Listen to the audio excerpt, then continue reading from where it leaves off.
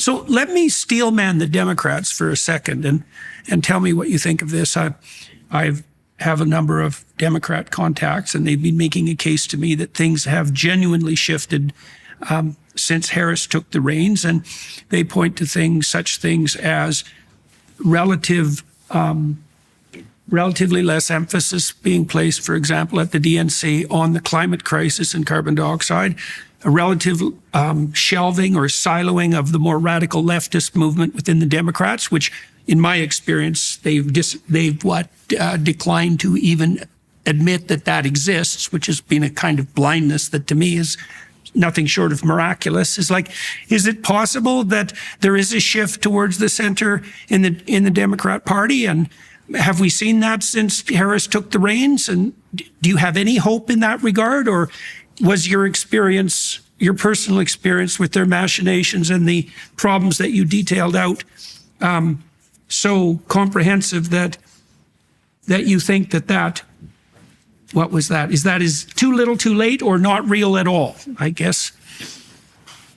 Well, it's hard to look into somebody else's head. So I make a practice of not doing it. But what I would say is a couple of things. One is that both Tim Walz and Kamala, and I made this point before, and then Hillary yesterday, who's kind of the bellwether for, who the Democratic Party is, all have been very, very vocal about censorship, about their enthusiasm for government censorship, and about how they're going to crack down on the social media. Nobody has spoken out about the censorship now taking place in Europe or in Brazil, where... Mm-hmm.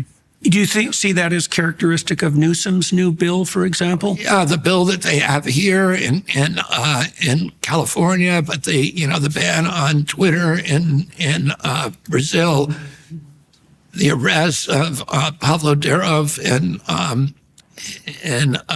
in France, which is an extraordinary event, that the head of Telegram would be pulled off his plane when he stopped for a refueling stop and put in jail. And there's no reason to do that because Europe is openly censoring content already. And by the way, they do have, Pablo Durov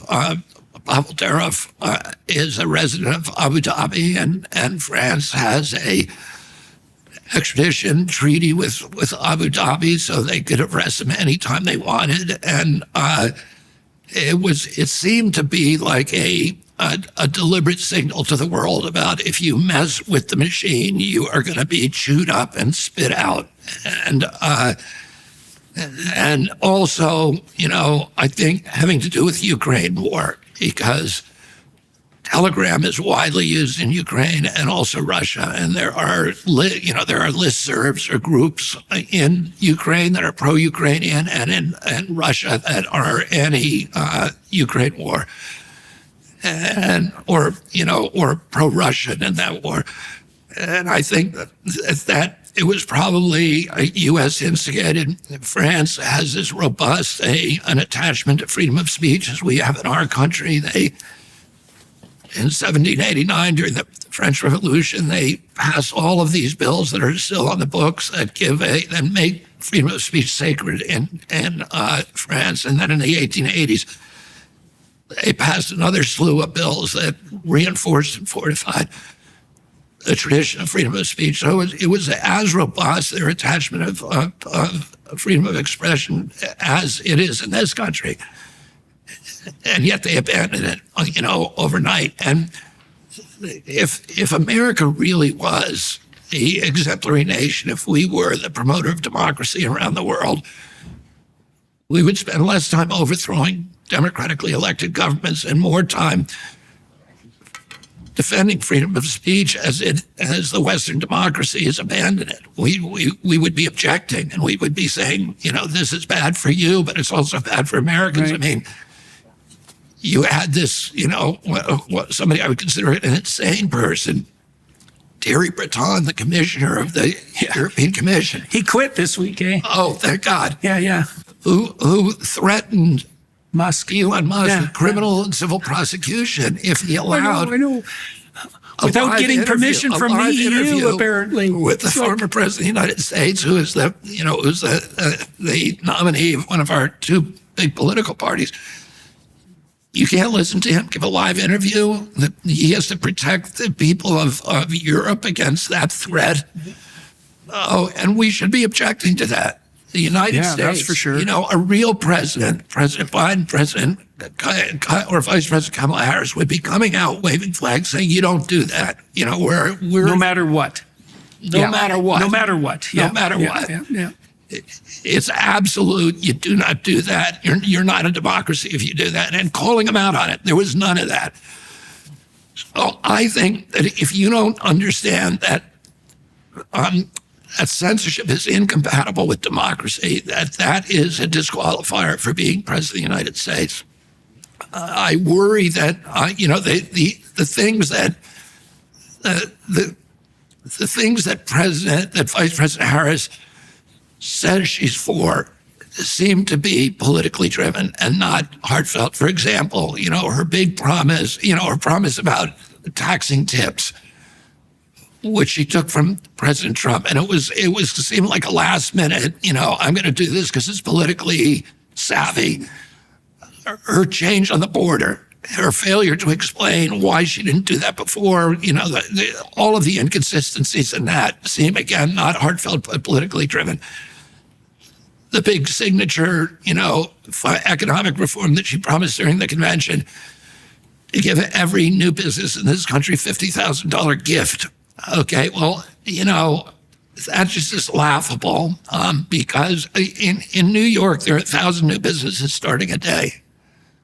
That would be $50 million a day just for New York businesses. And if you gave that money, there'd be 2,000 or 3,000. No kidding. That would be gained so fast you could hardly imagine it. And so, she's talking about hundreds of billions of dollars a year.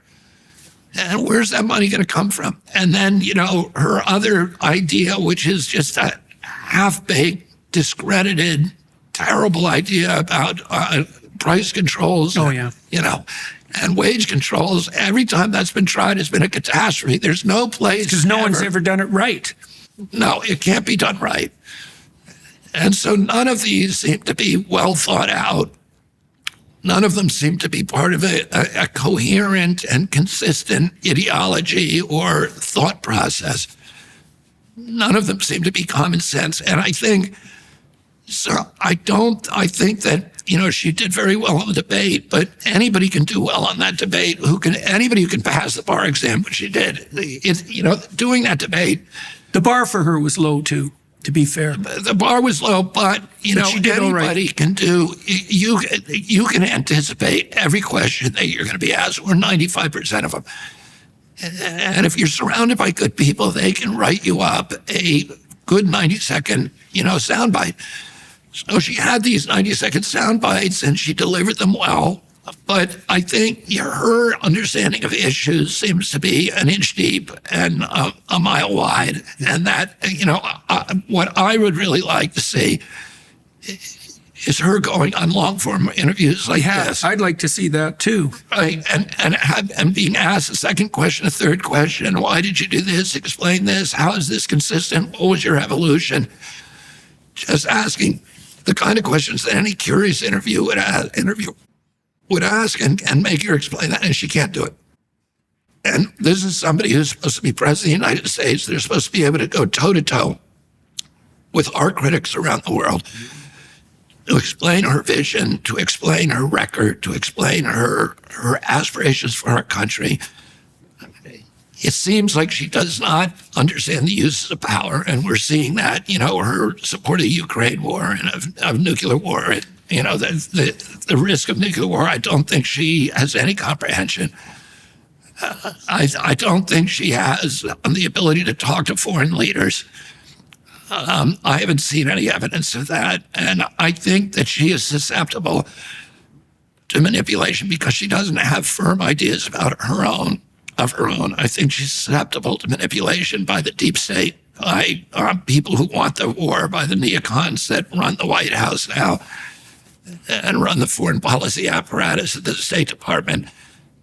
And I fear that she'll be manipulated by them and that those entities actually want a nuclear war. So like they did in my uncle's time and like they've done for many, many years, they want a confrontation with Russia that will fragment Russia and give us access to its natural resources and eliminate our big competitor, in the West. And all of their policies have been bad. That's a dire prognostication. That's for sure.